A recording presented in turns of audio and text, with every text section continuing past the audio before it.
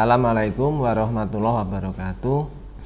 Dimanapun Ananda berada, semoga dalam keadaan sehat selalu. Mengawali pembelajaran di semester 2 ini, kita akan membahas tentang materi bab 4, yaitu dinamika peran Indonesia dalam perdamaian dunia.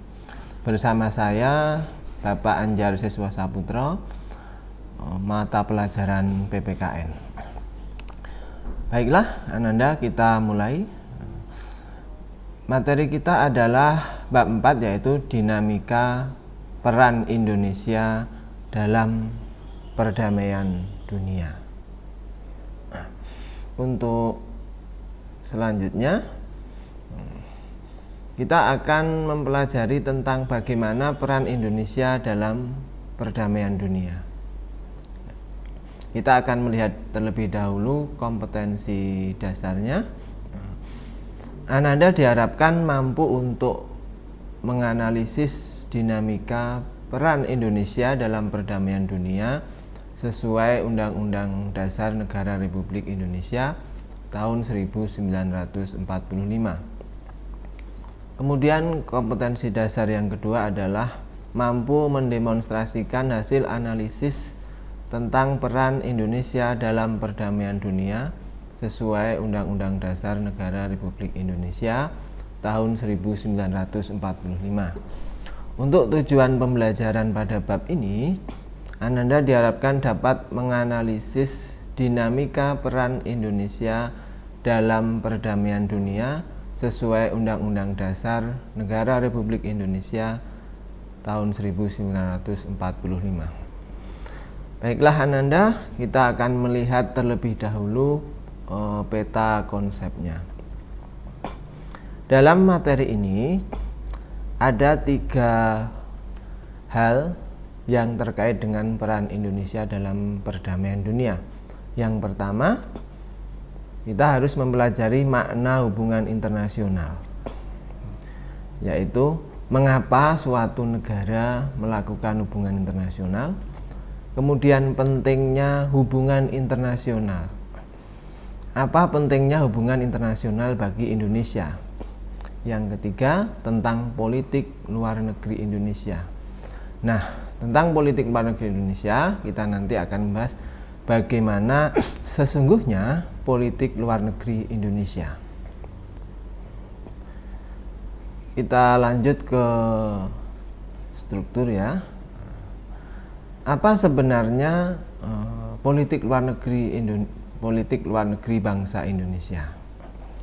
Kalau kita lihat secara implisit dalam pembukaan Undang-Undang Dasar Negara Republik Indonesia, kita akan menjumpai kalimat bahwa penjajahan di atas dunia harus dihapuskan karena tidak sesuai dengan peri kemanusiaan. Kemudian diikuti dengan kata di alinea 4 tentang tujuan negara, yaitu ikut melaksanakan ketertiban dunia. Dari 2 kalimat ini sebenarnya kita sudah dapat melihat secara implisit corak politik luar negeri Indonesia. Yang pertama yaitu tentu saja cinta perdamaian. Kalimat penjajahan di atas dunia adalah kalimat objektif yang dapat diterima oleh semua bangsa di dunia. Kemudian ada kalimat ikut melaksanakan ketertiban dunia. Ini adalah merupakan bagian dari tujuan negara yang merupakan juga corak politik luar negeri Indonesia. Jadi kalau kita lihat secara yuridis, ini kita dapat menjumpainya pada pembukaan Undang-Undang Dasar Negara Republik Indonesia. Sekarang kita ke materi singkatnya. Mengapa suatu negara melakukan hubungan internasional? Ada 2 yang paling pokok, yaitu karena faktor internal. Karena suatu negara tidak dapat hidup sendiri, ya. Dia khawatir adanya ancaman terhadap kelangsungan hidup suatu negara. Contoh misalnya kudeta, intervensi negara lain, ya. Faktor yang kedua yaitu faktor eksternal. Karena sumber daya alam dari suatu negara itu terbatas, sehingga suatu negara itu membutuhkan bantuan dan kerjasama dengan negara lain. Misalnya dalam penanganan masalah politik, ekonomi, maupun masalah-masalah sosial. Kemudian yang ketiga yaitu terkait dengan kepentingan nasional, yaitu hubungan internasional harus mendasari penentuan tindakan dan kebijakan luar negeri. Contohnya kebutuhan ekonomi, politik, sosial budaya, dan pertahanan keamanan. Ketika bicara kepentingan nasional, maka sebenarnya itu harus sesuai dengan tujuan daripada negara. Oke. Kita lanjut ke materi singkat selanjutnya. Nah, apa sebenarnya corak politik luar negeri Indonesia? Menurut para founding fathers, salah satunya adalah Bung Hatta. Beliau dalam pidatonya Mendayung di Antara Dua Karang ini adalah konsepsi tentang awal mula yang menjadi pijakan tentang politik luar negeri Indonesia.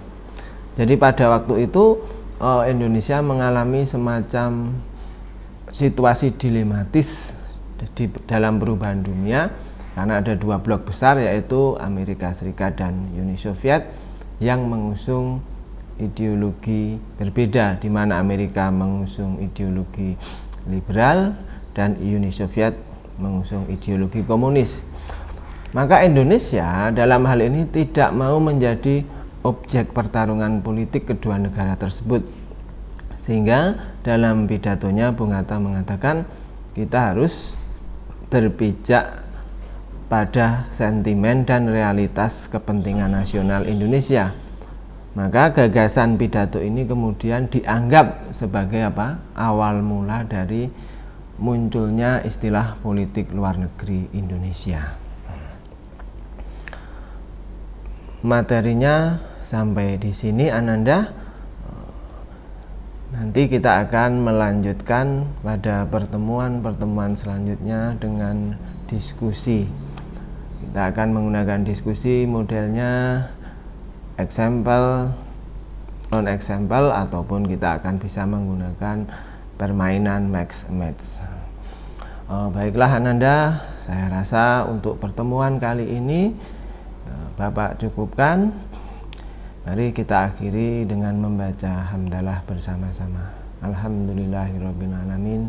Assalamualaikum warahmatullahi wabarakatuh.